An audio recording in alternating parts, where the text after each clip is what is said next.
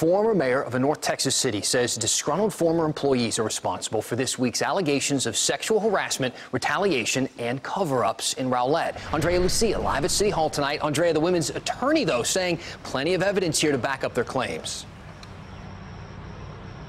Yeah, the plaintiff's attorney says that the city council here in Rowlett was kept mostly in the dark about some of the issues now being raised in the lawsuit. But the former mayor tonight denies any cover-up, saying that council was kept fully aware and that the city manager dealt with some of these problems swiftly.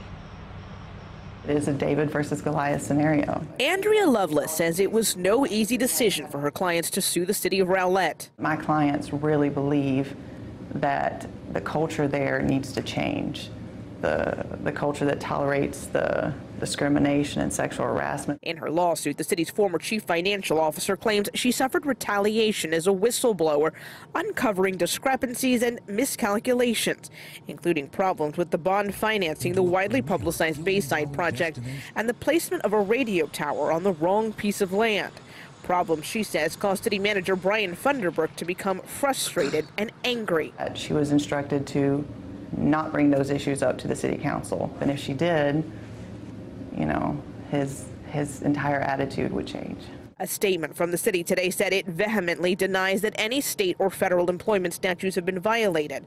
Former Mayor Todd Gattell elaborated in a Facebook post saying, "I know firsthand there is and was no corruption, no good old boy system," and calling the lawsuits nothing more than an attempt by disgruntled former employees to try to extort money from Rowlett and its taxpayers. Have they had trouble getting jobs? Yes. Yes, they have. The lawsuits claim city records show the women were terminated for misconduct, while men in similar positions were allowed to keep clean employment records by resigning, including one who was removed following a sexual harassment investigation prompted by one of the plaintiffs.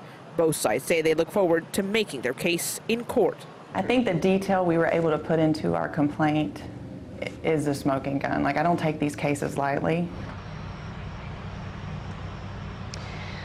Well, former CFO Kimberly Wilson's lawsuit also alleges that the current mayor, while serving as a city council member, campaigned to get her good friend hired here as a municipal court judge at a higher than normal salary. Now, Gattell, who was mayor at the time, took particular issue with that claim. He says that while acknowledging the women's friendship, he says that his successor refrained from participating in discussions on the judge's hiring or the judge's contract. Reporting live here in Rowlett, Andrea Lucia, CBS 11 News.